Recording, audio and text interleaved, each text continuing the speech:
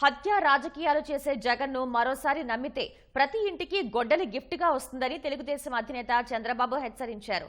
నవరత్నాలు పేరిట మరోసారి నవ మోసాలకు పాల్పడుతున్నారని విమర్శించారు. గత మేనిఫెస్టోలో పెట్టిన ఏ ఒక్క హామీ అమలు చేయని జగన్ ఏ ముఖం పెట్టుకుని మళ్లీ ప్రజల్ని ఓట్లు అడుగుతున్నారని చంద్రబాబు నిలదీశారు. వైఎస్ఆర్ జిల్లా కడపలో పర్యటించిన చంద్రబాబు ప్రజాగళం బహిరంగ సభలో పాల్గొన్నారు. కడప ఎవరి జాగీరు కాదని ప్రజలు తలుచుకుంటే ఎంతటివారైనా నేలకు దిగాల్సిందేనని చంద్రబాబు అన్నారు. ప్రజాగళం ఎన్నికల ప్రచార యాత్రలో భాగంగా కడపలో ఆయన భారీ రోడ్ షో నిర్వహించారు. నిత్యావసర ధరలు, పెట్రోల్, డీజిల్ ధరలు పెరిగి సామాన్యుల జీవితాలు దుర్భరమయ్యాయన్నారు. గత ఎన్నికల సమయంలో ముద్దులు పెట్టి వరాలు ఇచ్చిన జగన్ ఏ ఒక్క హామీ అమలు చేయలేదని చంద్రబాబు నిలదీశారు.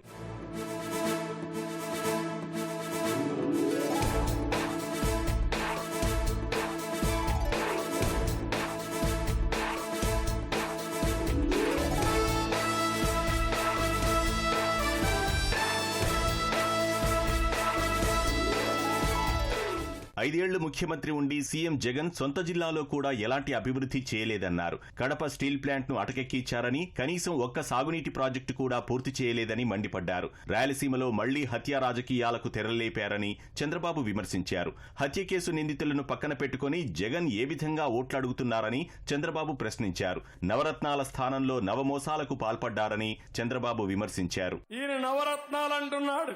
ఆ నవరత్నాలేంటో తెలుసా?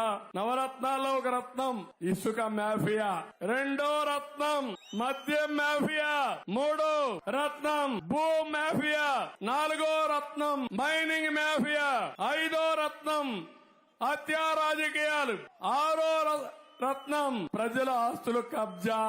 అదే రేపు వస్తా ఉంది జగన్ ల్యాండ్ గ్రాబింగ్ యాక్ట్. మీ భూమి మీద కన్నేశాడు.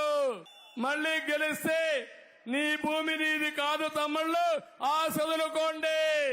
ఏడో రత్నం ప్రభుత్వ టెర్రరిజం, ఎనిమిదో రత్నం దాడులు కేసులు, తొమ్మిదవ రత్నం శవ రాజకీయాలు, డ్రామాలు, గులకరాల నాటకాలు. ఇవి ఈ రత్నాలు అవునా కాదా? అలాంటి వ్యక్తి మీకు కావాలన్నా అని మిమ్మల్ని అడుగుతున్నా.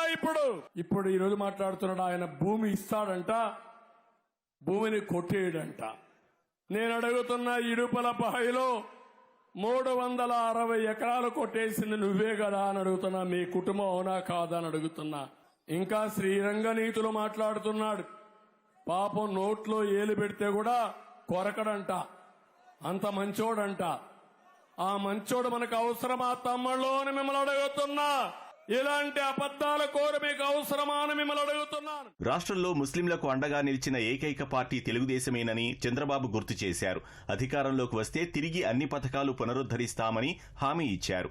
మళ్లీ తెలుగుదేశాన్ని ఆదరిస్తేనే కడప అభివృద్ధి చెందుతుందని ఆ పార్టీ అభ్యర్థి మాధవిరెడ్డి అన్నారు.